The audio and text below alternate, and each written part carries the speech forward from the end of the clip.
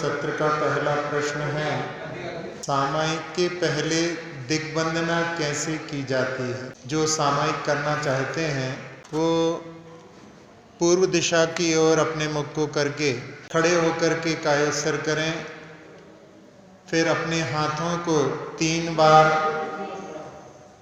मुकुलित करके घुमाएं, वो आवर्त कहलाता है। फिर अपने सिर को झुकाना प्रणाम कहलाता है और बैठ करके फिर ढोंक देना ये शिरोन्नति कहलाता है। और उस समय प्राग दिग्विजयंत्रे केवली जिन सिद्ध साधु गणास ए सर्वद्धि समृद्धा योगी गणास्तान हम वंदे।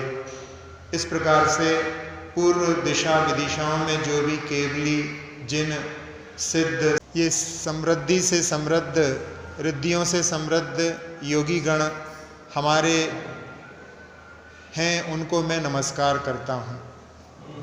फिर दक्षिण दिशा में कायोत्सर करके हाथों के माध्यम से 3 बार आवर्त करके खड़े खड़े ही प्रणाम करके फिर पश्चिम दिशा में इसी प्रक्रिया को दोहरा करके फिर उत्तर दिशा में भी कायोत्सर करके और 3 आवर्त प्रणाम शिरोन्नति के माध्यम से यानी बैठ करके वहाँ पर भी भगवान के चरणों में पंचपरमेष्ठी के चरणों में नमन करके और पूर्व या उत्तर दिशा में अपने मुख को करके सामायिक करने का अपन संकल्प लेकर के बैठें या खड़े होकर के भी सामायिक कर सकते हैं। पहले बता चुके हैं कि उत्तर दिशा में विदेश क्षेत्र है, वहाँ के विद्यमान कम से कम 20 तीर्थंकर वहाँ पर विद्यमान रहते हैं, उनके लिए उत्तर दिशा में मुख करें या पूर्व दिशा में जहाँ से सूर्य का उदय होता है उसकी तरफ मुँह करके अपने लिए सामायिक करनी चाहिए। अगला प्रश्न है, काल परिवर्तन क्या होता है? पंच परावर्तन में द्रव्य, क्षेत्र, काल, भव और भाव ऐसे परावर्तन होते हैं, जिसमें काल परावर्तन में कोई जीव उत्सर्पणी के प्रथम समय में उत्पन्न हुआ और अपनी आयु को पूर्ण करके वो मरण को प्राप्त हुआ। फिर वही जीव दूसरी उत्सर्पणी के दूसरे समय में उत्पन्न हुआ और मरा। इस प्रकार से उसने उत्सर्पणी के एक एक समय को पूर्ण किया और इसी प्रकार से अवसर्पणी के भी एक एक समय को वो अपने जन्म के माध्यम से ये जन्म की निरंतरता को कहा। इसी प्रकार से एक एक समय पर मरण को वहाँ पर करता है। यह सब मिलाकर के ये काल परिवर्तन होता है। ये क्षेत्र की अपेक्षा से अनंत गुणा होता है। ये ऐसे परिवर्तन भी जीव ने कई बार इस संसार में परिभ्रमण करते हुए किए हैं। अगला प्रश्न है, आदिनाथ भगवान के जो प्रथम गणधर थे वृषभसेन, उनके पूर्व भवों को बतलाने के लिए कहा है।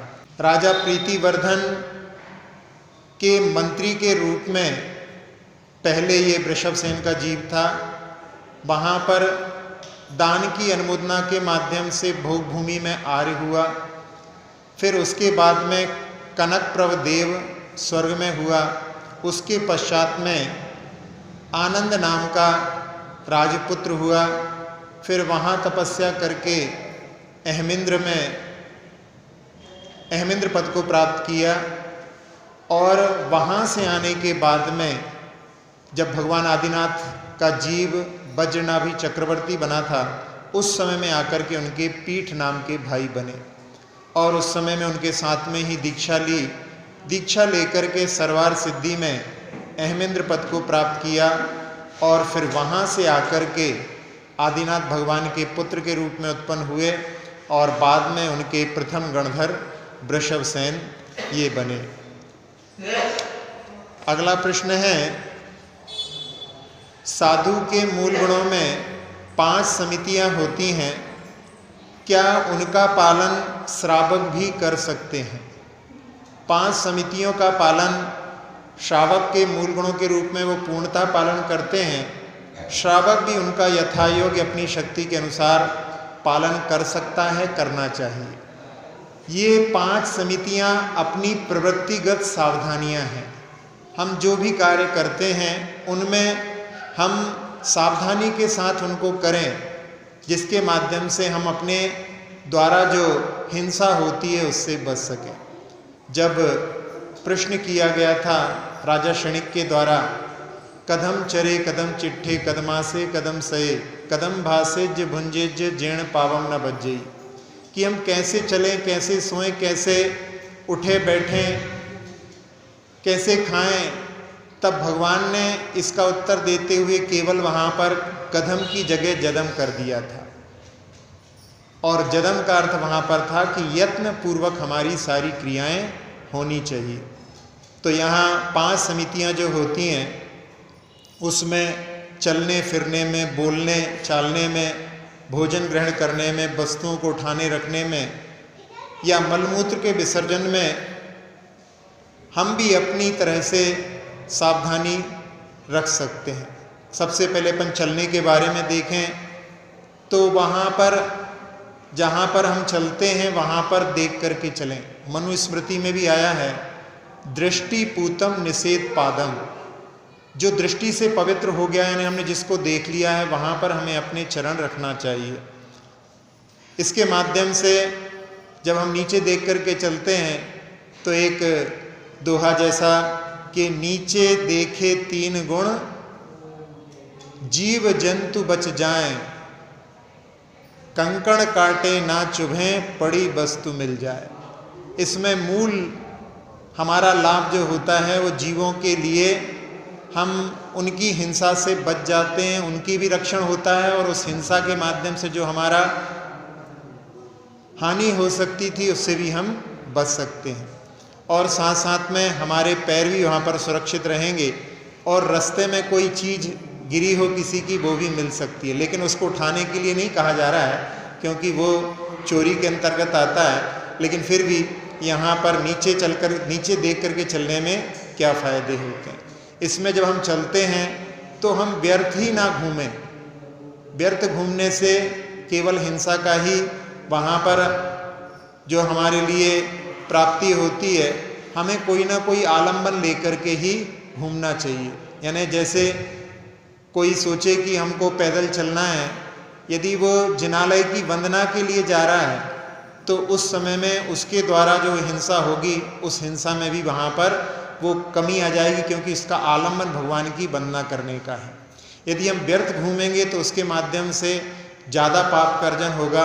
इसी प्रकार से हम जब चलें तो नीचे देख करके चलें, यानी उसमें उपयोग की भी शुद्धि हो। ऐसा नहीं कि हमारा कहीं उपयोग बाहर इधर उधर देखने में लगा हुआ है तो हम नीचे देख करके नहीं चल पाएंगे, तो उसकी की हिंसा से भी नहीं बच पाएंगे। इस प्रकार से चलते समय में इन चीज़ों का ध्यान रखें। फिर बोलते समय में हितमित प्रिय बोलें। हितमित प्रिय बोलने के माध्यम से हम बहुत सारे पापों से बच सकते हैं, क्योंकि व्यक्ति का बहुत सारा जो पाप का अर्जन होता है वो बोलने के माध्यम से होता है। व्यक्ति लोग अक्सर सोचते हैं कि हमने क्यों बोला, इसका पश्चाताप ज़्यादा होता है। इसका पश्चाताप नहीं होता कि हम क्यों नहीं बोले। नहीं बोलने के लिए वहाँ पर पश्चाताप नहीं होता है, लेकिन क्यों बोल दिया इसका पश्चाताप ज़्यादा होता है। इससे हम समझ सकते हैं कि हमें हित मित प्रिय बोल करके इस भाषा समिति का भी पालन करने का प्रयास करना चाहिए। फिर तीसरा है, भोजन करते समय साधु जैसे मौन रह कर के भोजन करते हैं, यदि हम मौन रह कर के भोजन नहीं कर सकते तो कम से कम टेलीविज़न मोबाइल देख कर के भोजन ना करें। और इसी के साथ साथ में जब हम भोजन करते हैं उस समय में हमें, यदि हम जिस प्रकार से भारतीय पद्धति है ज़मीन पर बैठ कर के यदि हम भोजन करते हैं तो उसके माध्यम से हमारे शरीर की भी स्वस्थता को हम प्राप्त कर सकते हैं। इन चीज़ों का ध्यान रखें तो हम यहाँ पर भी सावधानी के साथ में इनका पालन कर सकते हैं। फिर इसके बाद में कोई चीज़ को रखना उठाना, ये आदान निक्षेपण समिति कहलाती है। साधु जहाँ पर भी कोई चीज़ को उठाते हैं, अपने कमंडलू पुस्तक को उठाते हैं तो पीछे से परिमार्जन करते हैं। किसी चीज़ को रखते हैं तब भी वहाँ पर देखते हैं। हम भी इस सावधानी को अपने जीवन में अपना सकते हैं। घर में गृहस्थी के कार्य करते समय कई बार ऐसा होता है कि हम सामान को जहाँ पर कुछ दिखाई नहीं दे रहा है वहाँ पर भी उसको रख देते हैं। एक बार एक माताजी कोई प्रायश्चित लेने के लिए आई थी, उन्होंने कहा कि हमने कोई बड़ा सामान टंड के ऊपर रख दिया और उसके नीचे छिपकली दब गई। तो ऐसी जो है असावधानी के कारण में ऐसी हिंसा हो जाती है। इसलिए हम जहाँ कहीं भी कोई चीज़ को रखें उठाएं वहाँ पर देख करके करें, और साथ ही साथ में जहाँ पर बैठते हैं वहाँ पर भी हम देख करके बैठें।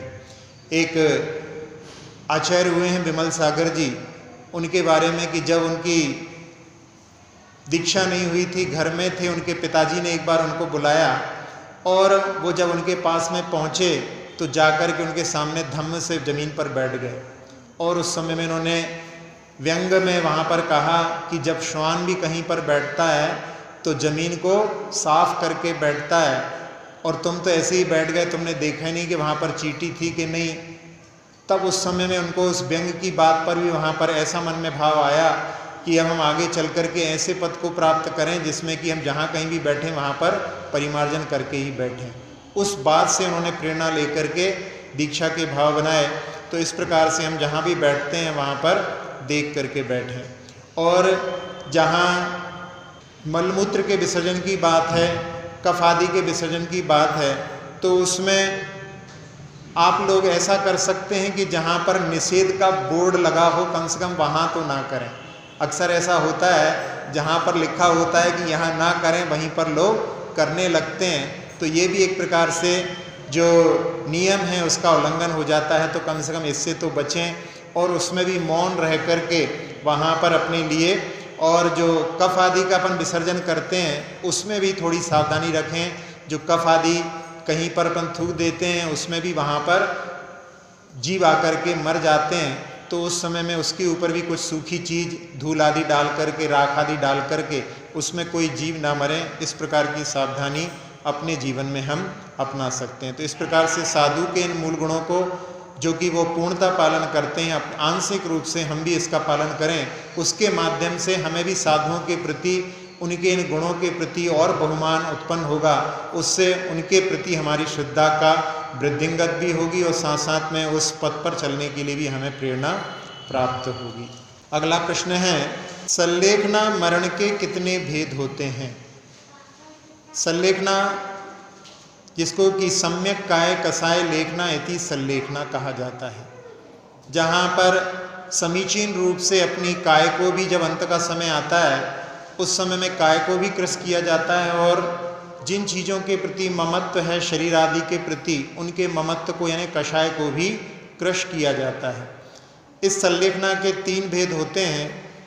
एक होता है भक्त प्रत्याख्यान, जिसमें कि अन्न जल का त्याग किया जाता है क्रमिक रूप से, और फिर बाद में पूर्णतः त्याग किया जाता है, तो वो भक्त प्रत्याख्यान नाम की संलेखना कहलाती। आज इस पंचम काल में यही केवल करने के लिए सामर्थ्य आज के जीवों में है।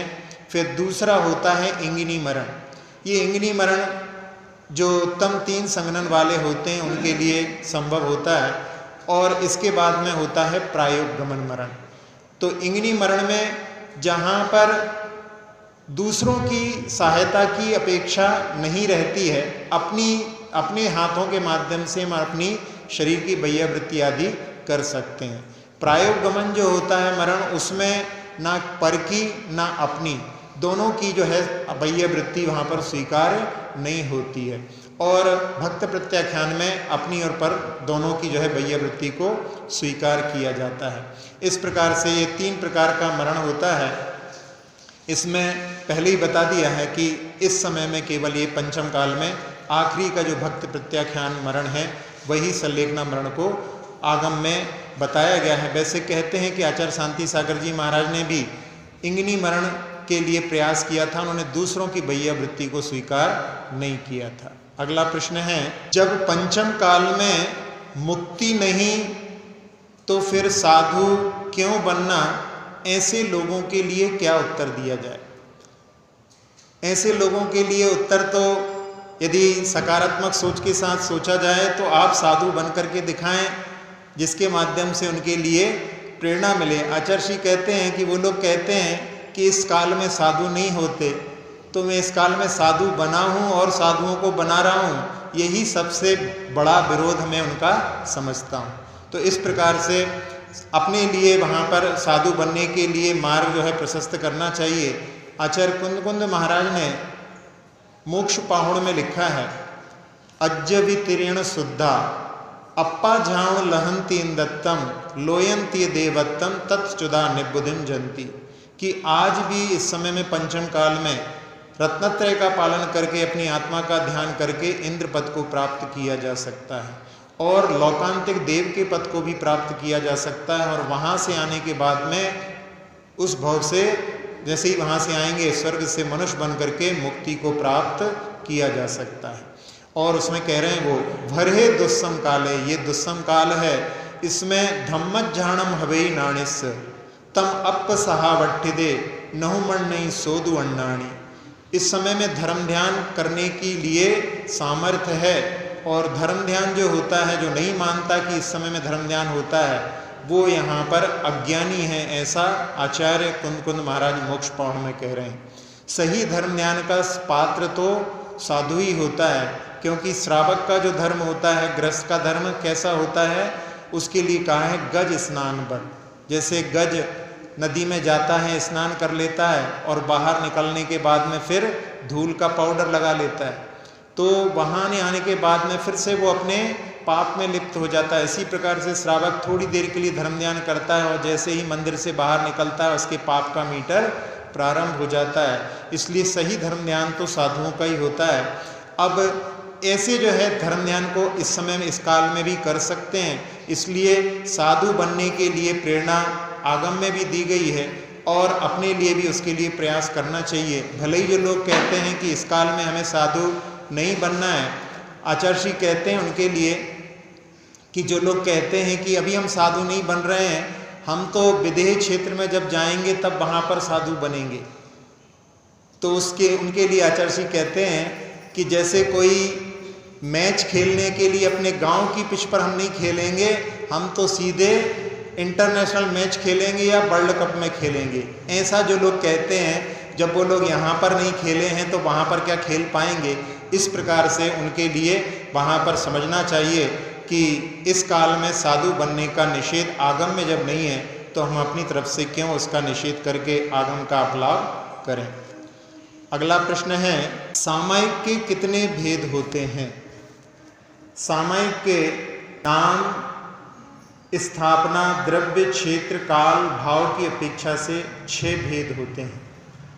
इसमें नाम स्थापना, नाम जो होता है उसमें नाम सामायिक के लिए अपन देखें तो किसी भी शुभ और अशुभ नाम के साथ में, अथवा कोई अपने विषय में भी कोई शब्दों का प्रयोग कर रहा हो तो उसमें राग द्वेष नहीं करना, क्योंकि शब्द मेरा स्वरूप नहीं है, मेरा लक्षण नहीं है, इस प्रकार का भाव रखना, ये नाम सामायिक है। स्थापना सामायिक, जिस प्रतिमा को अपन दर्शन कर रहे हैं, जिसके माध्यम से हमको अरहंत का स्मरण होता है, वो जो है मूर्ति रूप मैं नहीं हूँ, और मेरा जो साम्य अनुभव है वो भी इससे अलग नहीं है।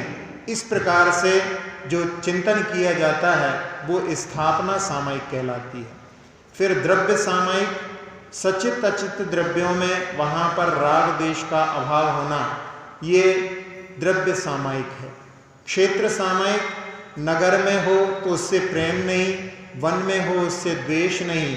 इस प्रकार से, क्योंकि यहाँ पर जो रमणीय स्थान है वो मेरा आत्मस्वरूप है और बाहर की चीज़ें वो मेरा आत्मस्वरूप रमणीय स्थान नहीं है। इस प्रकार से कोई भी बाह्य स्थान पर, चाहे मनोज्ञ हो चाहे अमनोज्ञ हो, उसके प्रति समता का भाव जो रखा जाता है वो क्षेत्र सामायिक कहलाती है। फिर काल सामायिक, किसी भी ऋतु के प्रति इष्ट और अनिष्ट का भाव नहीं रखना, ये काल सामायिक कहलाती है। और भाव सामायिक, जो 5 प्रकार के औपशमिक आदि भाव होते हैं, जीवन मरण आदि सब वैभाविक भाव हैं, ये मेरे स्वभाव नहीं है, इस प्रकार से, क्योंकि ये सब मुझसे अन्य हैं, कर्मकृत हैं, इस प्रकार से जो चित चमत्कार मात्र स्वरूप वाला आत्म तत्व है वही मेरा है, इस प्रकार से राग देशादिक भावों से अपने आप को निवृत्त करना ये भाव सामायिक कहलाती है। इस प्रकार से ऐसे द्रव्य क्षेत्र काल भाव इन प्रकार से चिंतन करके और फिर सामायिक के लिए बैठने में फिर वहाँ पर अपने भावों की अपन उत्कृष्टता को भी प्राप्त कर सकते हैं। अगला प्रश्न है, देव और नारकियों की अकाल मृत्यु नहीं होती तो उनके आयु क्रम का उदय रहता होगा, परंतु उदीर्णा नहीं होती होगी, क्योंकि उदीर्णा होने पर ही अकाल मरण होता है। ऐसा प्रश्न किया गया है। समय के पूर्व जो कर्म वर्गणाएं हैं वो उदय में आकर के यदि अपना फल देती हैं तो उसको उदीर्णा कहा जाता है। कुछ अपवादों के साथ में छठे गुणस्थान तक जिन प्रकृतियों का उदय रहता है उनकी उदीर्णा भी उनके साथ में होती है। जैसे हमारी मनुष्य आयु का प्रति समय उदय भी है और उदीर्णा भी है, पर यह उदीर्णा हमारे अकाल मरण में कारण नहीं है। इसी प्रकार से देव और नारकियों के प्रति समय वहाँ पर आयु कर्म के प्रदेश की उदीर्णा भी होती है, लेकिन उनसे उनकी आयु का घात नहीं होता, तो उनके यहाँ पर उसको उदीर्णा को नहीं मानना ठीक नहीं है। उनकी वहाँ पर उदय भी होता है, उदीर्णा भी होती है, लेकिन उस उदीर्णा के कारण में उनका अकाल मरण नहीं होता, जैसे मनुष्यों का भी सभी का अकाल मरण नहीं होता। अगला प्रश्न है, भुज्यमान आयु या बध्यमान आयु के निषेकों के उदय में कुछ अंतर रहता है या नहीं? भुज्यमान आयु वो कहलाती है जो उसको हम भोग रहे हैं, और बध्यमान आयु आगे की जो आयु बांध करके जीव जाता है वो बध्यमान आयु कहलाती है। इनकी निषेक रचना होती है, उसके बारे में इन्होंने पूछा है कि इनके उदय में कुछ अंतर रहता है कि नहीं। भुज्यमान आयु के अंतिम निषेक के पश्चात ही जो भविष्य की आयु का प्रथम निषेक प्रारंभ हो जाता है। जैसे ही जीव यहाँ से शरीर को छोड़ता है, विग्रह गति में रहता है, अभी उसने शरीर को प्राप्त नहीं किया है, लेकिन वहाँ पर आत्मा के जो प्रदेशों में कार्बन वर्गणाएं हैं वो वहाँ पर कर्म के रूप में परिणत होकर के इस प्रकार से जमी रहती हैं कि अगले समय में ही उसका उदय प्रारंभ हो जाता है। क्योंकि भविष्य आयु की आवादा शेष भुज्यमान आयु प्रमाण होती है ना, बीच में जो अपनी आयु अभी वर्तमान की बची हुई है, जैसे ही वो खत्म होती है बस वही आवादा है, उसके बाद में अगली जो है बध्यमान आयु का उदय प्रारंभ हो जाता है। इसलिए भुज्यमान आयु के बाद अगले समय से ही भविष्य आयु अर्थात बध्यमान आयु प्रारंभ हो जाती है। यदि अपन ऐसा नहीं मानेंगे तो भुज्यमान आयु के समाप्त हो जाने पर जीव को चतुर्गति से बाहर होने का प्रसंग आ जाएगा, क्योंकि वहाँ पर यदि एक समय भी यदि आयु का उदय नहीं रहे तो जीव कहाँ रहेगा। क्योंकि जो मुक्ति को प्राप्त है सिद्ध भगवान, उनकी आयु कर्म का उदय सभी कर्मों का नाश कर चुके हैं, तो आयु कर्म भी वहाँ पर नहीं है। और यदि भुज्यमान आयु अर्ध आवली प्रमाण शेष रह गई तो उदयावली में जो शेष अर्ध आवली प्रमाण है वो भविष्य आयु के निषेक आ जाते हैं। आवली वो कहलाती है जिसमें उदयावली, जिसमें अब उदय में आने वाले हैं, तो जब अपनी वर्तमान की आयु आधी बची उसमें तो आधी जो है भविष्य की आयु वहाँ पर आ जाती है। जब ऐसे ही खत्म होती है और अगले समय से उसका उदय प्रारंभ हो जाता है। अगला प्रश्न है, अनंतानुबंधी के उदय के साथ में 16 कषायों का उदय रहता है या मात्र अनंतानुबंधी का ही? कषाएं 4 प्रकार की होती हैं, क्रोधमान माया लोभ, और इनमें प्रत्येक के भी 4-4 भाग होते हैं। तो उसमें अनंतानुबंधी, अप्रत्याख्यान, प्रत्याख्यान और संजलन, इस प्रकार से 16 भेद हो जाते हैं। अब इन 16 कषायों की सत्ता तो एक साथ संभव है, लेकिन इनका उदय एक साथ में नहीं होता। जब अनंतानुबंधी क्रोध का उदय रहेगा तब उस समय में अप्रत्याख्यानावरण क्रोध का भी उदय रहेगा, प्रत्याख्यानावरण क्रोध का भी उदय रहेगा, संजलन क्रोध का भी उदय नियम से होगा। तो उदयावली में 16 कषाएं प्रति समय हैं, लेकिन उस समय में अनंतानुबंधी क्रोध का उदय है तो वहां पर मान, माया, लोभ, इनकी जो है कषाएं स्तुवक संक्रमण के द्वारा क्रोध के रूप में परिणत हो जाएंगी। इसी प्रकार से वहाँ पर सभी के साथ में लगा लेना चाहिए। अप्रत्याख्यान वर्ण कहते हैं, अप्रत्याख्यान वर्ण में संजलन की संजलन के रूप में एक कसाय तो एक समय, यदि क्रोध रहेगा तो क्रोध रहेगा, उस समय दूसरी कसाय नहीं रहेगी। तो बहुत जो सारी कसाएं हैं वो सब क्रोध के रूप में परिणत होकर के आ जाती हैं। अनंतानुबंधी आदि चारों में से जब पहली कसाय का उदय है तो शेष तीनों का उदय भी नियम से रहेगा। अब यदि जीव ने तीसरे चौथे गुणस्थान को प्राप्त कर लिया है तो उस समय में अनंतानुबंधी का उदय नहीं रहता है, तो वहां पर अप्रत्याख्यान वर्ण आदि 3 कसायों का उदय रहेगा। यदि 5वें गुणस्थान में वहां पर अप्रत्याख्यान वर्ण का भी जो उदय होने से प्रत्याख्यान वर्ण और संजलन का उदय फिर वहां पर प्रारंभ हो जाता है। और 6ठे 7वें गुणस्थान वर्ती जो मुनिराज होते हैं उनके केवल वहां पर प्रत्याख्यान वर्ण का भी अभाव हो गया तो संजलन ही कसाय का उदय शेष रह जाता है। अगला प्रश्न है, कौन कौन से जीवों के उच्च गोत्र या नीच गोत्र का उदय होता है? सभी देवता जो होते हैं वो उच्च गोत्र वाले होते हैं और सारे नारकी नीच गोत्र वाले होते हैं। त्रियंच भी नीच गोत्र वाले होते हैं। भोगभूमिया मनुष्य उच्च गोत्री होते हैं। पंचम गुणस्थान वर्ती त्रियंचों के उच्च गोत्र भी संभव है। मनुष्यों में जिनका दीक्षा योग श्रेष्ठ आचरण होता है, श्रेष्ठ आचरण वालों के साथ में जिनका संबंध होता है, उन्हें आर्य कहते हैं और उनकी परंपरा को उच्च गोत्र कहा जाता है। उनमें उत्पत्ति के कारणभूत जो उच्च गोत्र कर्म है और उसके विपरीत जो होता है वो नीच गोत्र कहलाता है। म्लेच्छ खंड में रहने वाले जीवों के नीच गोत्र का उदय रहता है, लेकिन जो म्लेच्छ मनुष्य चक्रवर्ती के साथ में आर्य खंड में आ जाते हैं, जब चक्रवर्ती विजय के लिए जाते हैं और चक्रवर्ती के साथ में जिन्होंने विवाह आदि संबंध स्थापित किए हैं, तो उनके उच्च गोत्र का उदय हो जाने पर संयम आदि धारण करने की योग्यता भी हो जाती है। आर्य खंड में भी उत्पन्न हुए जो शक यवन शवर आदि रहते हैं, वे आर्य खंड में रहते हुए भी कर्म भूमिज म्लेच्छ कहलाते हैं, उनके नीच गोत्र का ही उदय रहता है। इनमें 6 प्रकार की व्याख्या भी आचार्य वीरसेन स्वामी ने धौला में की है। उसमें उच्च जो उच्च गोत्र में उत्पन्न हुआ है और कार्य भी जिसके उच्च हैं वो उच्च गोत्र वाला। उच्च यानी जो उच्च गोत्र में तो पैदा हुआ है लेकिन कार्य सामान्य है। उच्च नीच जो उच्च गोत्र में पैदा होकर के निम्न कार्य करता है। नीच उच्च जो नीच गोत्र में भी उत्पन्न होकर के उच्च कार्य करता है। नीच जो नीच गोत्र में पैदा होकर के भी सामान्य कार्य करता है। और नीच जो नीच गोत्र में पैदा होकर के निम्न कार्य करता है। इस प्रकार से ये भेद होते हैं, जहाँ सामान्य से ब्राह्मण क्षत्रिय वैश्य को उच्च वर्ण वाला माना जाता है और शूद्र को नीच वर्ण वाला बतलाते हैं।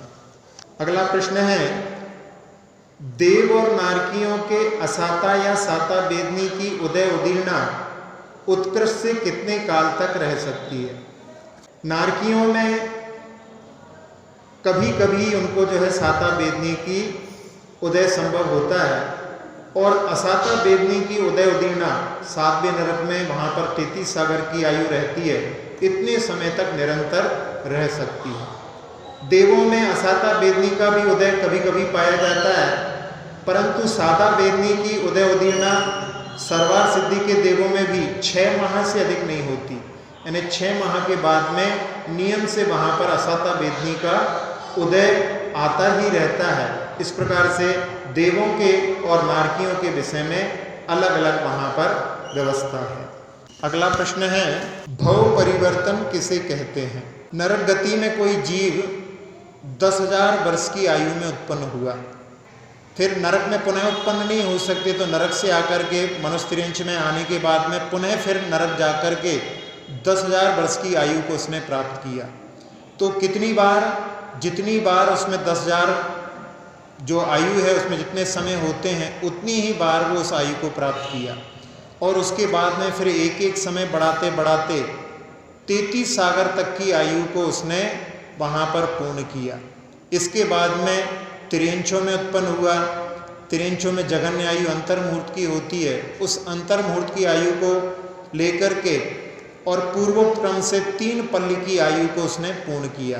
फिर इसके बाद में मनुष्यों में अंतर्मुहूर्त की आयु से लेकर के और 3 पल्ल की आयु को वहाँ पर भी पूर्ण किया, एक एक समय बढ़ाते बढ़ाते। इसके बाद में देवों में भी नरगति के समान, लेकिन वहाँ पर 33 सागर तक ले गए थे, लेकिन देवों में केवल 31 सागर तक लेकर के जाएंगे, क्योंकि वहाँ पर नव अनुदेश और अनुत्तर में वहाँ पर सम्यक दृष्टि ही रहते हैं, तो फिर उनका संसार में परिभ्रमण नहीं होता। तो ये सब मिला करके एक भव परिवर्तन कहलाता है। ये काल परिवर्तन की अपेक्षा से ये अनंत गुणा होता है। ऐसे परिवर्तन भी संसार में जीव ने कई बार किए हैं। अगला प्रश्न है, सान्निपातिक भाव क्या होते हैं? एक ही गुणस्थान में या जीव समास में जो बहुत से भाव आकर के एकत्रित हो जाते हैं, उन भावों को सान्निपातिक भाव कहते हैं। 5 प्रकार के भाव होते हैं जो तत्वार सूत्र के दूसरे अध्याय के प्रथम सूत्र में बताए हैं।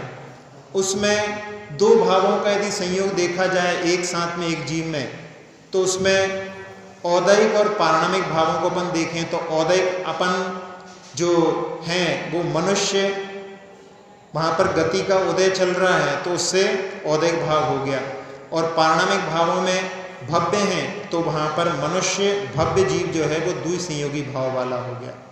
3 संयोगी भावों में देखें औपसमिक, क्षायिक, क्षायोपसमिक भाव को, तो उपशांत मोह जिस मुनिराज ने उपसम श्रेणी पर चढ़ करके 11वें गुण स्थान को प्राप्त किया है वो उपशांत मोह, और उस समय में उन्होंने क्षायिक सम्यक दर्शन को प्राप्त किया था, जैसे आदिनाथ भगवान ने उपसम श्रेणी पर आरोहण किया था।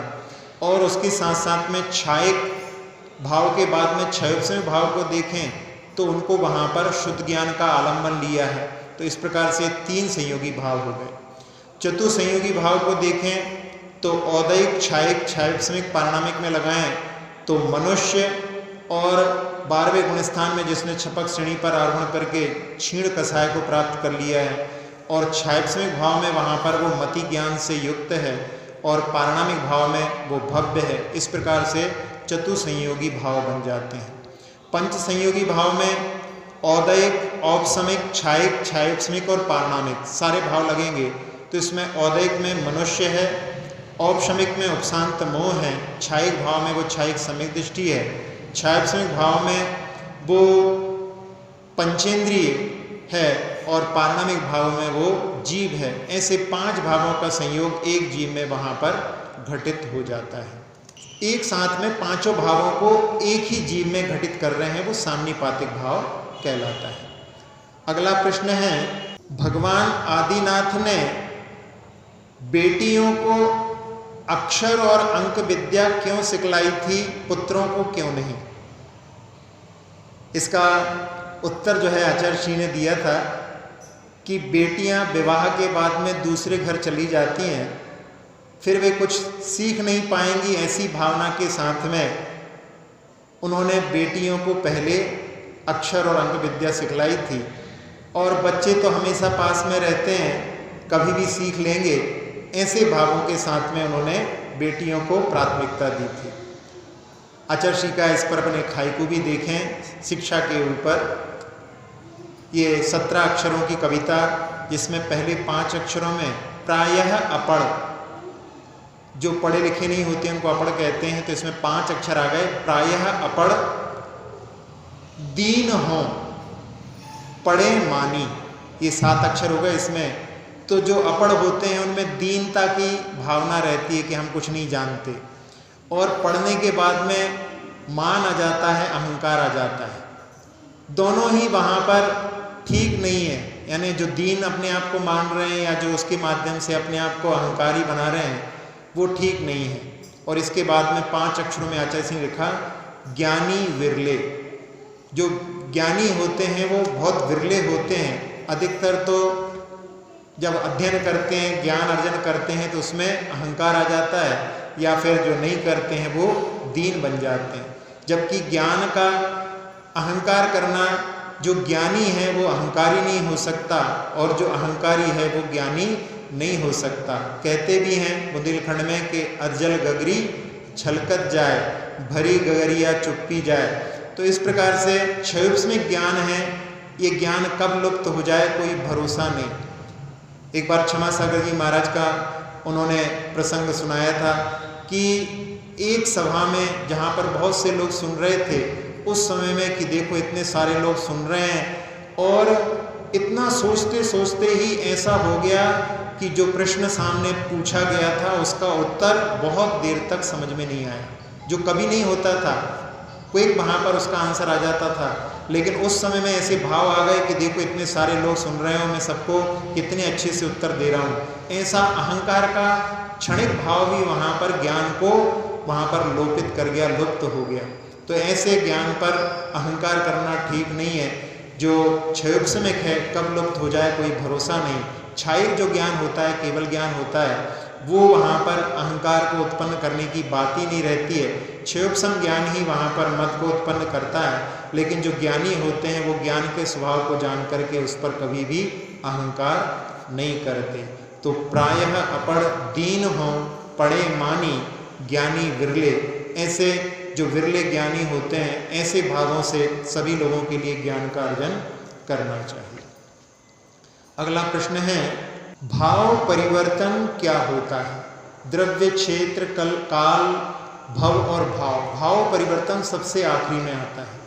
भाव परिवर्तन में आचार्य कुंद स्वामी ने 22 अणुव्याख्या में वहाँ पर कि जीव ने मिथ्यात्व के वश में पड़ करके प्रकृति, स्थिति, अनुभाग और प्रदेश बंध के कारणभूत जितने प्रकार के परिणाम और भाव हैं, उन सब का अनुभव करते हुए भाव परिवर्तन रूप संसार में अनेक बार भ्रमण किया है। इसको अपन समझना चाहें तो सर्वार सिद्धि के अनुसार से कि कोई पंचेंद्रीय संगी पर्याप्तक मिथ्या दृष्टि जीव है और वो ज्ञानावरणी कर्म की सबसे जघन्य अंतः कोड़ा कोड़ी प्रमाण की स्थिति को बांध रहा है। उस समय में क्या होगा, अपने भावों का उसको अपन 3 प्रकार से दे सकते हैं। जैसे आप लोगों ने पेट्रोल पंप पर देखा होगा कि वहाँ पर एक जो है सबसे कोने वाला होता है, वो जब पूरा 10 तक हो जाता है तब अगला 1 आता है, फिर जब वो 10 तक हो जाता है तो फिर अगला 1 आता है। जैसे घड़ी में होता है 60 सेकंड का फिर 1 मिनट होगा, फिर 60 मिनट का 1 घंटा होगा, इस प्रकार की स्थिति होती है। तो उसमें योग स्थान अपन सेकंड के स्थान पर ले सकते हैं। वो जब बढ़कर के श्रेणी के असंख्यात भाग प्रमाण हो जाते हैं, तब जाकर के अनुभाग अध्यवसाय स्थान का 1 बढ़ता है। फिर जब ये अनुभाग अध्यवसाय स्थान का भी जब बढ़कर के जो असंख्यात लोक प्रमाण हो जाते हैं, तब जाकर के कसाय अध्यवसाय स्थान का 1 बढ़ता है। और ये भी असंख्यात लोक प्रमाण जब हो जाते हैं, तब जाकर के वो अंता कोड़ा कोड़ी कर्म बंधा था, उसमें 1 स्थान आगे का वो कर्म बनता है। ऐसे चलते चलते चलते ज्ञानावरणी के अंतः कोड़ा कोड़ी से लेकर के वो 30 कोड़ा कोड़ी सागर तक के लिए कितने प्रकार के परिणाम जीव करता है। और ये केवल यहाँ पर ज्ञानावरणी संबंधी है। इसी प्रकार से जो मूल प्रकृतियाँ और उत्तर प्रकृतियाँ सबके साथ में इस परिवर्तन को लगाना है, ये सब मिलाकर के एक भाव परिवर्तन होता है। और ये भाव परिवर्तन जो भाव परिवर्तन है उससे भी अनंत गुणा होता है। और आचार्य पूज्यपाद स्वामी कह रहे हैं कि ऐसे परिवर्तन भी संसार में परिभ्रमण करते हुए जीव ने कई बार किए हैं। संसार में जीव की शुरुआत नहीं है, अनादि काल से कोई बिगनिंग नहीं है, बस निगोद से निकल करके जब आता है तब उसके संसार में सारे परिभ्रमण चालू हो जाते हैं। तो उसमें भी जीव ने कई बार इन परिभ्रमणों को किया है। अगला प्रश्न है, जब समो शरण में भगवान की वाणी नहीं खिरती तब जीव क्या करते हैं? समो शरण में जब जीव जाते हैं तो 4 संध्या कालों में भगवान की वाणी खिरती है, उसका पान करते हैं। और उसके अलावा वहाँ पर जब समो शरण में प्रवेश करते हैं तो वहाँ वन भूमि है, उस वन भूमि में वहाँ पर बावड़ियाँ हैं। और बावड़ियों में जो जल है, यदि वहाँ पर झांका जाए तो उसमें 7 भव दिखाई देते हैं। अब उसमें 7 भव का भान तो हो जाता है, लेकिन इस भव के बाद में ये भव क्यों प्राप्त हुआ, ऐसी मन में शंका उत्पन्न होना स्वाभाविक है। और जब भगवान की वाणी नहीं खिरती, उस समय में हरिवंश पुराण में आचार्य जिनसेन स्वामी ने लिखा है कि वहाँ पर जो सप्तम भवन भूमि है, वहाँ पर शुद्ध केवली शुद्ध का व्याख्यान करते हैं। और हम जब पुराणों में देखते हैं, हरिवंश पुराण में ही देखते हैं, तो बहुत सारे जीव अपनी भवावली पूछते हैं कि हे भगवान हमारा क्या हुआ, पहले हम कहाँ थे। ऐसे व्याख्यान वहाँ पर गणधर स्वामी के द्वारा किए जाते हैं। तो विस्तार से वहाँ पर गणधर स्वामी के द्वारा इन सब का व्याख्यान मिलता है। और वहाँ पर ये भी लिखा है कि वहाँ पर कथा करने वाले आक्षेपणी कथा का भी कथन करते हैं। और यहाँ तक लिखा है कि जो सामान्य केवली होते हैं उनकी भी वहाँ पर यदि प्रश्न किया जाता है तो उनके माध्यम से भी उत्तर प्राप्त होता है। इसलिए जब भगवान की वाणी नहीं खिरती बीच के समय में, वहाँ पर जो लोग रहते हैं वो इस प्रकार से अपने लिए अपने भव को, जो पूर्व के भवों को जानने का यदि मन में वहाँ पर प्रश्न उठता है तो उसके माध्यम से वो अपना समय वहाँ पर व्यतीत करते हैं। और एक कथानक के अंतर्गत आता है कि वो राजा श्रेणिक मुनिराजों की वंदना करने के लिए उनके कोठे में जाकर के एक एक मुनिराज की 3-3 परिक्रमा के साथ में 3-3 बार उनके चरणों में नमन करते हुए वंदना करता है। 2/3 मुनिराजों की वंदना करने के बाद लौट करके आ जाता है। और उसके बाद में 1/3 मुनिराजों में वहाँ पर यशोधर महाराज भी बैठे हुए थे, उनकी वंदना के लिए जाता है। तब उस समय में पहली बार जब वंदना के लिए गया था तब उस समय में उसकी कोई अपेक्षा नहीं थी, लेकिन अब इस बार उसके मन में अपेक्षा आ गई है। तो अब उसकी सही वंदना नहीं है, सही भक्ति नहीं है, क्योंकि भक्ति तो निष्काम होनी चाहिए। कोई अपेक्षा लेकर के यदि हम भक्ति करते हैं तो वो भक्ति नहीं सौदा होती है। इस प्रकार के कथानक के माध्यम से भी अपने लिए वहाँ पर कि उन मुनिराजों की वंदना भी जा कर के श्रावक लोग वहाँ पर करते हैं। अगला प्रश्न है, हनुमान जी का पूर्व भव बतलाइए। हनुमान जी जिनका लोग समझते हैं कि वो वानर थे, ऐसा नहीं है, वो वानर वंशीय थे। वो विद्याधर थे और अंजना के, सती अंजना के पुत्र थे। पूर्व भव में भरत क्षेत्र में ही मंदर नगर में वो दमयंत नाम के एक बालक थे और अपने मित्रों के साथ में खेलने के लिए गए थे। और वहाँ पर सारे मित्र तो खेलने में लगे रहे। इन्होंने एक मुनिराज को देखा और उनकी सेवा करने के लिए उनके पास पहुँच गए। यानी अपने खेल के लिए बच्चों को छोड़ना और मुनिराज के प्रति लगाव होना ये बहुत ही दुर्लभ चीज़ है। और फिर वहाँ पर उनके पास में जाकर के उनके उपदेशों को सुन कर के इसने नियम आदि लिए। बाद में अपने अंत समय में अच्छे परिणामों के साथ मर करके देव बना। फिर वहाँ से आकर के सिंहचंद्र नाम का राजपुत्र हुआ। उस भव में भी आखिरी समय में भोगों को त्याग करके और संलेखना पूर्वक पुनः महर्दिक देव की पद को प्राप्त किया।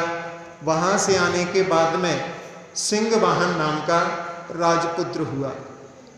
उस समय में विमलनाथ भगवान के तीर्थ में इसके लिए बोध प्राप्त हुआ, दीक्षा ली और अच्छी तरह से अंत समय में शरीर को त्याग करके लांतव स्वर्ग में महर्दिक देव के पद को प्राप्त किया। और फिर वहाँ से आने के बाद में सती अंजना के घर में आकर के जन्म लिया। और इन्होंने अंत समय में अपने परिवार के साथ में मेरु की वंदना के लिए गए। वहाँ पर मेरु की वंदना करने के बाद में एक सुरदुंदुभी नाम का पर्वत था। वहाँ पर इन्होंने अपनी विद्याओं के माध्यम से महल बना करके रात्रि विश्राम किया। और रात्रि के समय इनको एक तारा टूटता हुआ ऊपर से दिखाई दिया। उसको देख करके इन्होंने कि संसार में कुछ भी स्थिर नहीं है, सब कुछ नष्ट होने वाला है। और इनके मन में वैराग्य उत्पन्न हुआ। इन्होंने चैत्य वन में जाकर के दीक्षा ली। उधर धर्मरत्न स्वामी के माध्यम से इन्होंने दीक्षा को प्राप्त किया। और अंत समय में तुंगी गिरी पर जाकर के इन्होंने तपस्या करके मुक्ति को प्राप्त किया है। आप लोग निर्वाण कांड में भी पढ़ते हैं, राम हणु सुग्रीव सुडील। तो हणु शब्द जो आया है वो इनके लिए है। इन्होंने वहाँ से मुक्ति को प्राप्त किया है। अब सभी लोग ध्यान की भूमिका में बैठने का प्रयास करें।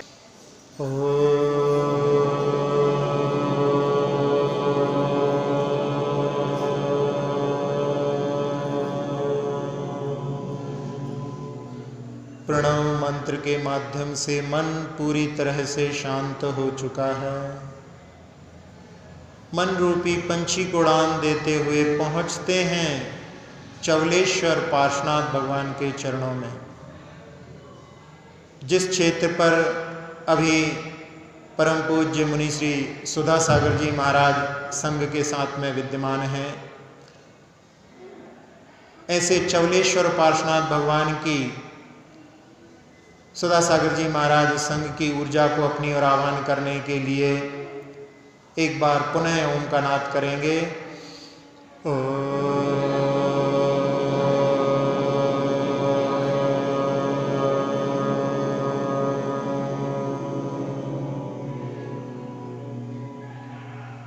पार्श्वनाथ भगवान और सुधा सागर जी महाराज की ऊर्जा आशीष के रूप में सिर के ऊपर आकर के ठहर चुकी है और उसने अपनी करुणा से मस्तिष्क को, नेत्रों को, नासिका को, मुख को, कर्ण को, कंठ को, फेफड़ों को, हृदय को, छोटी आंत, बड़ी आंत, किडनी, लीवर आदि सभी अंतरंग अवयवों को, मेरुदंड, पीठ, कमर, कंधे, हाथ, जंघाएं, घुटने, पिंडलियां, टखने, एड़ियां, तलवे, अंगूठे से सभी उंगलियों को अपने आगोश में लेकर के पूरे शरीर को, पूरे शरीर की त्वचा को, एक एक प्रदेश को निर्विकार, निरामय, निरोगी बना दिया है। सारे संसार को ये ऊर्जा मिले, ऐसी भावना से अपने दोनों हाथों से उस ऊर्जा को पूरे लोक में फैलते हुए देखें और भावना, सुखी रहें सब जीव जगत के, कोई कभी ना घबरावे। सुखी रहें सब जीव जगत के, कोई कभी ना घबरावे। सुखी रहें सब जीव जगत के, कोई कभी ना घबरावे। पुनः चवलेश्वर के पार्श्वनाथ भगवान को निहारते हुए विराम।